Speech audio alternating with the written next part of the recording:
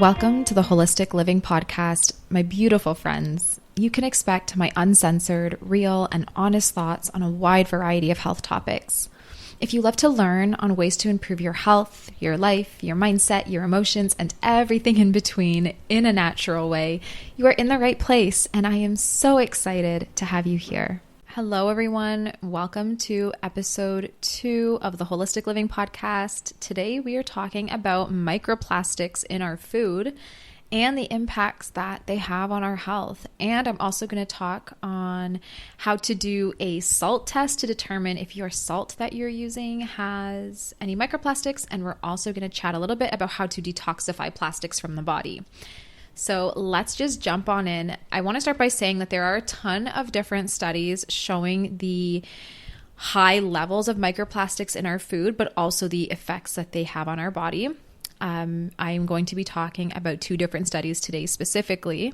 But before I do, I just want to say that the occurrence of microplastics have been widely reported in our food supply, and the negative effects on human health have also been brought into focus much more as of late. So over the past couple years, it's been really coming to light a lot more about the impacts that eating processed foods and packaged foods have on our body.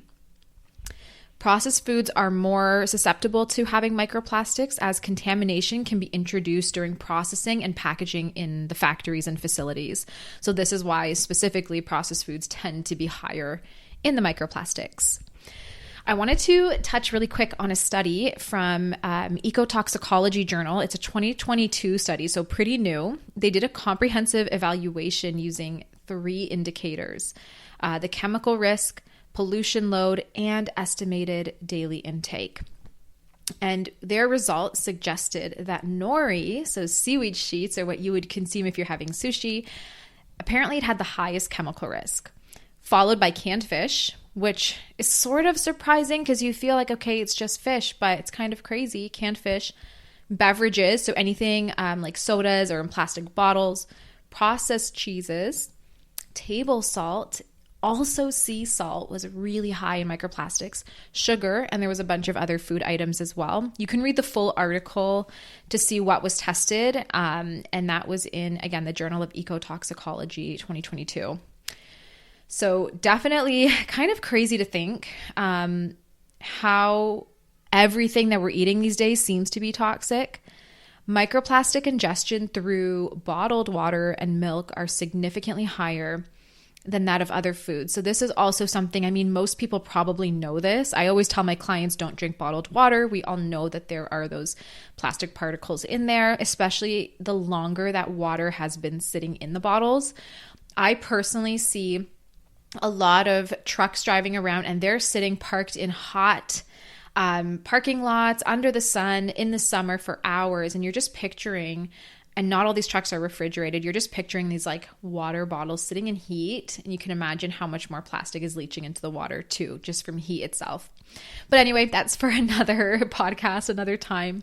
The study that I just mentioned, the results indicate that children are at a higher health risk than adults, both male and female. So children, 19.7 kilograms, they're at a higher health risk than adults. So it's really going to show that children are actually exposed to higher amounts of microplastics. And I believe the reason for this, and they touch on this in the article, is that it specifically is because children are, when they're at school or they're, needing a snack, we're always giving them, and I do this with my kids too, we're always giving them things that are packaged or processed. Here's a granola bar, here's some crackers, or things like that. Here's a yogurt cup, whatever, people give their kids these days. They eat a lot more candies from plastics and things like that. So this is why I think that children are consuming more plastics. I feel like a lot of kids today are also very picky eaters. And I think it's coming out more today than ever in the past because of, what the mother's eating during pregnancy. There's so many studies, and this is again for another podcast, but there are so many studies showing the effects of the mother's diet and what she's eating.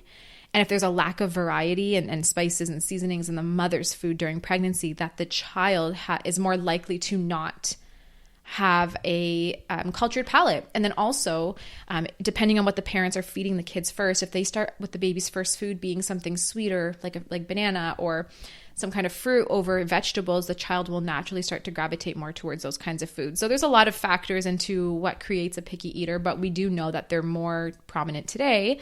And so if you do have a picky eating child, then you're likely going to be giving them more packaged things as well. So I do believe that that's why the results are indicating that children are at a higher health risk. Before I continue into the research, the reason why I wanted to do this topic today, so just to give you a bit of background, a few years ago, I was seasoning our food. We were making a barbecue and my husband had some meat and I was about to put some salt and all that on it. And I sprinkled salt over it and my husband's just like, "What is that?" And we looked closely. This was many years ago, but it started to spark this, kind of like this thing in my mind where I was like, maybe we should be looking into this a little bit more, into what we're actually eating. But we looked closely and there was a white chunk. We realized it was plastic. It was that big and it was in our sea salt. And so I kind of was like, oh my goodness, this is kind of sketchy. We then found, just a few short weeks after that, I bought my children cheese sticks and my son bit into a cheese stick and then he kind of licks his face and he pulls out something from his mouth and I looked and inside was a thin piece of clear plastic. It almost looked like a plastic wrap. And I was like, oh my gosh, like there's literally plastic in the middle of the cheese stick. So anyway, this is kind of what sparked this today because I had a client of mine telling me that her child actually had some testing done through a lab that showed that he had really high plastic toxins specifically in his body. And so she was like, how do we detox this? And it kind of sparked this for me. I was like, okay, I'm recording a podcast tonight. I'm going to make it on plastics. So anyway, that's the backstory. But moving on, just to give you a little bit more information with the research that found microplastics. So here's another research study that was done. They had found that microplastics were in feces of people. They tested specifically people from Europe, Russia, and Japan. And it confirmed that we do, in fact, ingest microplastics, which is obviously why they'd be in the feces. This research also demonstrated that some microplastic particles are excreted or egested from our bodies. But this is true for all ingested microplastics. A lot of them we can obviously excrete, but some do remain in our bodies. And so the study was kind of looking into this and saying, okay, are we excreting all the plastics that we're ingesting, or is there a percentage remaining in the body? So in order to look into this further, they did an animal study on a wide range of animals. It was conducted, and the scientists found that the smallest microplastics can actually pass the gut barrier and enter the bloodstream. So if we have leaky gut or anything like that, which most of us do today, that's for another topic as well. If there is leaky gut, these microplastics can actually pass through that gut barrier and reach the bloodstream.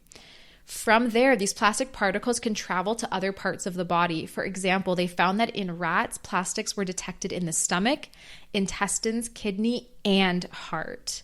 This is mind-blowing. Very small plastic particles were even detected in the fetuses of mice and in the brain of fish.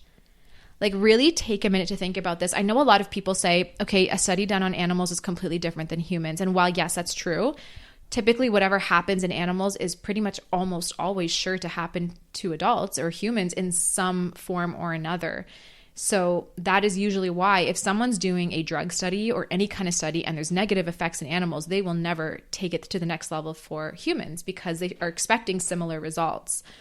So this is kind of mind-blowing, the fact that there were microplastic particles found in the stomach, intestines, kidneys, heart, brain, and even fetuses. It's kind of crazy. Another thing, and this is actually I made like a hormone ebook guide, and this touches on this in that guide, but I was mentioning in there that there are so many studies showing that mothers who drink out of plastic bottles while pregnant, their babies have insanely high levels of BPAs in their blood. compared to the mother. So it's actually showing that the concentration of BPAs and toxins and things from plastics are concentrating in the fetus. So that's actually crazy. This is making you think, okay, maybe we should be much more careful about what we're consuming during pregnancy because it's having such a huge impact on our children. And then they're being born with different health issues. Is it potentially because of the concentration of toxicity during pregnancy? Lots to think about for sure. So a study published in Environmental Science and Technology, it was also on the National Geographic, revealed that 90% of commercial salt brands that were tested from around the world were actually contaminated with plastics. So this is what I was mentioning earlier. 90% of the salt we're consuming that was tested were contaminated with plastics, and they tested them from all around the world. Expensive sea salt brands, it does not mean that there's a lower chance of contamination either, just FYI. Depending on the brand and the country that the salt came from, the contamination may be rather serious. So it's kind of crazy to think that everything that we're consuming is so high in toxins or plastics. It seems like everything's a problem, but the point of this is not to scare people. It's just to educate. Obviously, I'm not going to expect anybody, because I don't even do this. I'm not expecting anyone to be completely package free or processed food free. I mean, that's ideal if you can and are, but at least for me and my family, we're not.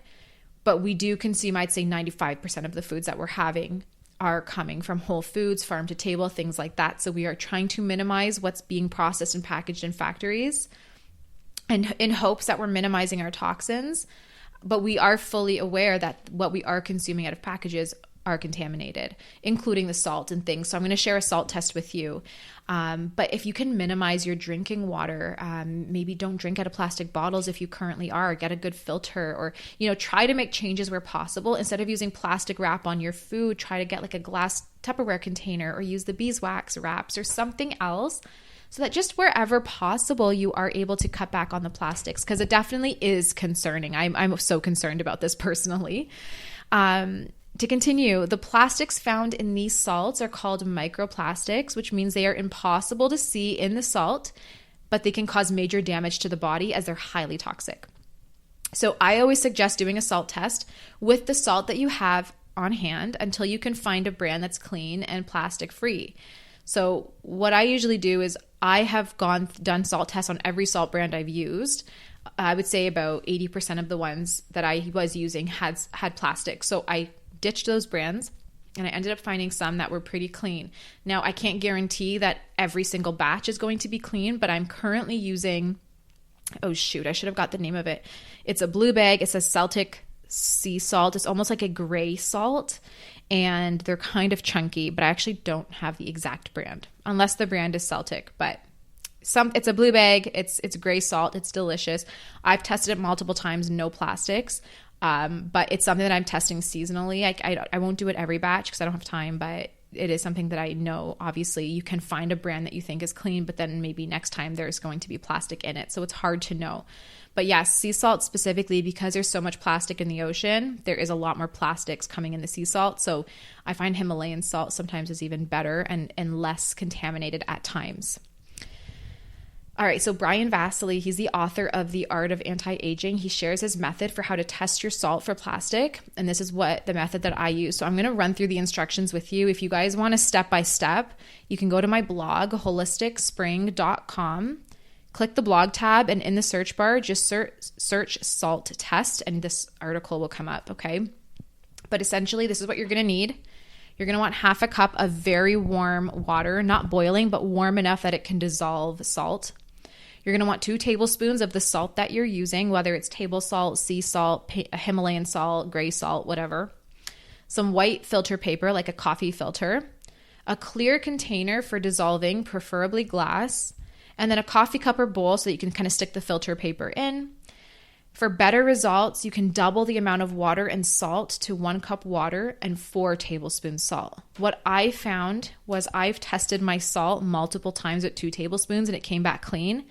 And I just wasn't doing a large enough sample, because sure enough, the next time I tested it and did more than 2 tablespoons, I did find plastic. So sometimes if you're only using 2 tablespoons, there might be not enough plastic in there to pick up on. Or if you're doing typically 4 tablespoons or even more, then you're having a much bigger sample size. So you're going to have a better chance, if there is plastics in there, to catch it, essentially. Okay, so what you're going to do is you're going to heat the water to boiling, then you're going to let it cool for a few minutes so it's no longer boiling, but still nice and hot. You want to dissolve the salt completely in the warm water. So just get a cup, pour the warm water in it. Once it's cooled but not boiling, but still hot, you can add the salt and let it dissolve fully.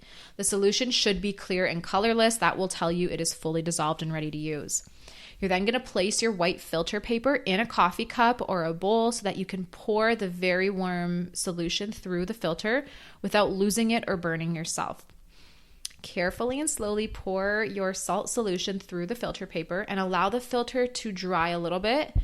And then once it's dried, look for those microplastics under some bright light. I actually had a magnifying glass afterwards just to really pick up on things. And I saw a lot more with that than I did with the naked eye.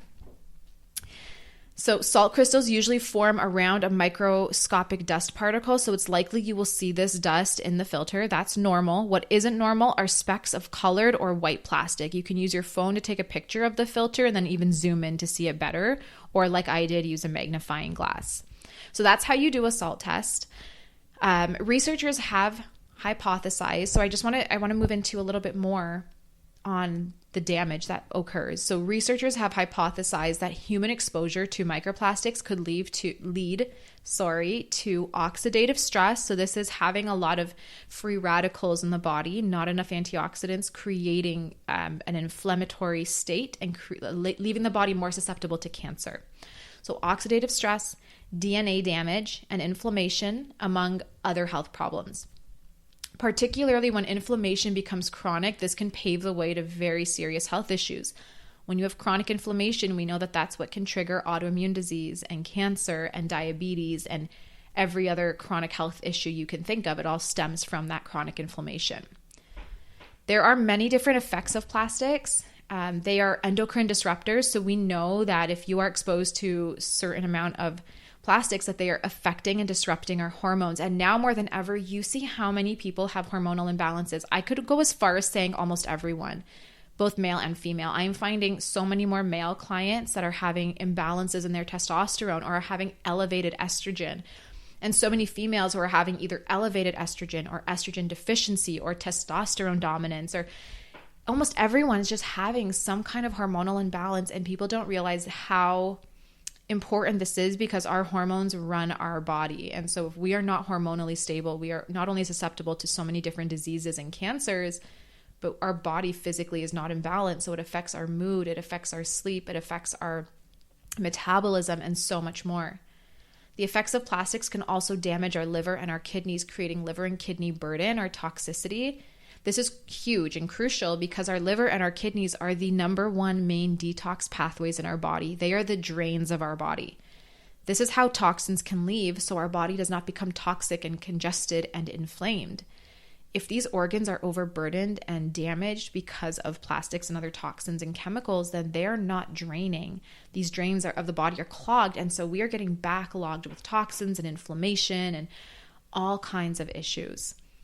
Genetic SNPs can actually be activated. So if you go into more of like the epigenetics side of things, we can actually turn different genes on and off based on the toxicity in the body. If the nucleus of our cells are being damaged because toxins and microplastics are being stored in our cells, then, or at least the BPAs and things like that, then certain genes can actually get turned on. And this is an issue for people who have susceptibilities in their family history. If you have genetics or genes or genetic SNPs for certain conditions, diseases like MTHFR or other COMT, PEMT, these different genetic SNPs that make you less able to detoxify or to convert nutrients or things like that, then you're just more susceptible to developing different diseases.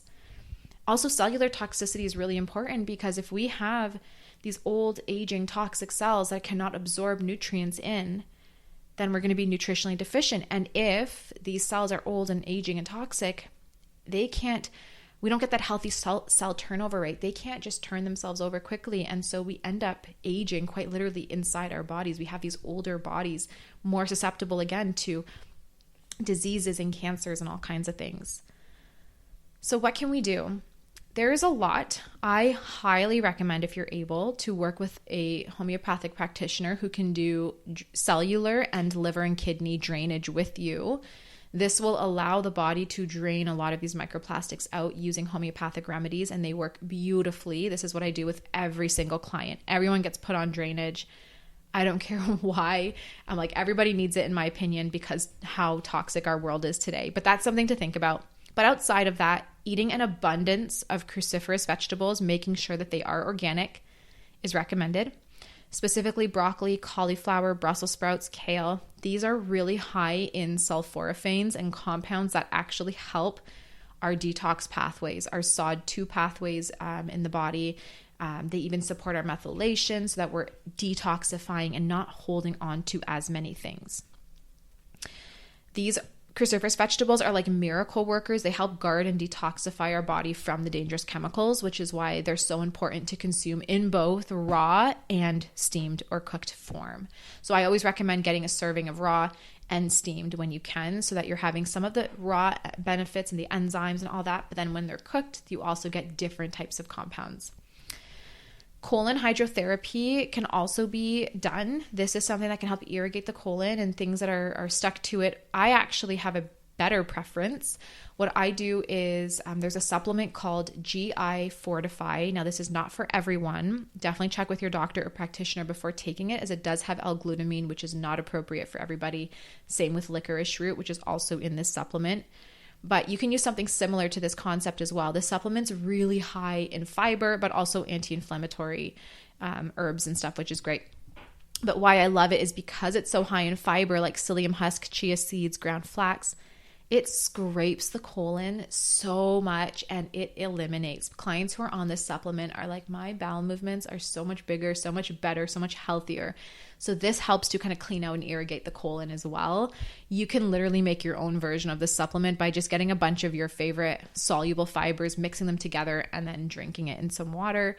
Adding some aloe vera gel could be beneficial if it's right for you. So that's a great way to kind of clean out the colon, especially if something like colon hydrotherapy is not something you want to do, then this is like a more gentle approach. Infrared saunas, far infrared specifically, are highly recommended. They help combat chronic inflammation. They help with healthy cell turnover rate. They help with cellular detoxification. So red light therapy is just really beneficial. So going to some kind of far infrared sauna or buying a red light unit yourself, which can be pricey, but definitely helpful, is something to look into. And then I would also recommend a castor oil pack. So you can apply it to the liver, so the upper right quadrant of your abdomen. There are tutorials on YouTube on how to do this. And also on my YouTube channel, I have a tutorial as well. They're really easy to make and help to pull toxins out from the skin through the surface of the liver. And also they will help improve liver detoxification as they stimulate the liver. You can place these castor oil packs on any part of the body, but I find the best place to apply it is the liver. And then outside of this, you can also utilize different herbs, things like milk thistle, doing like warm lemon water.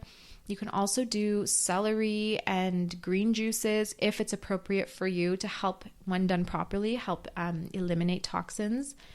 And then you can also kind of go a little bit further and do making sure, first of all, you're exercising so you have good lymphatic flow and that you're sweating, so you can really detoxify that way. But you can go a step further and do some kind of fasting, again, if it's appropriate for you. If you have hormonal imbalances or if you have blood sugar issues or diabetes, it might not be appropriate. But if you can do like a 24-hour fast or 48-hour or even 3-day fast where you're only having broths, that could be really helpful because your body goes into autophagy and it cleans out the cells and it kills those old cells and has that healthy cell turnover rate. So again, that can be really beneficial. There's a lot to do, so don't get stressed. The point of this podcast was not to stress people out with the fact that we have toxins everywhere, but more just to make you aware. If you can minimize your exposure to plastics by cutting back on processed and packaged foods, by, if there's something at the store that's wrapped in plastic versus something that's just laying there open, go for one that's not wrapped in plastic. Also finding, different ways to make sure that you're testing your food. So doing the salt test, instead of plastic water bottles, trying a filter, just whatever you can do. At the end of the day, this is where we're at. There's sometimes things we can't change and we don't want to stress ourselves out. But anything we can change, anything that is in our power will help us move along with our goals of health and wellness and hopefully help prevent some of these harmful diseases that could potentially form over time from toxicity. So I hope that you guys learned something today and found this topic interesting. I know I kind of moved through it quickly. I didn't want this podcast to be super long and overwhelming, so I kind of ran through the info really quickly, but there's a lot more to this. And if you guys are interested in more information on this, you can let me know through my social media, but definitely think a little bit more about what you're bringing into the home and just realizing that there's so much plastic in factories that is just getting stuck inside of the food and the granola bars we're eating and in the crackers we're eating and the cheeses and yogurts and everything else. Anyway, guys, that is it for me for tonight. I hope you guys have a fantastic day or night wherever you are listening from. And again, learn something from this podcast and enjoyed it. And I will be talking to you in my next one. Bye.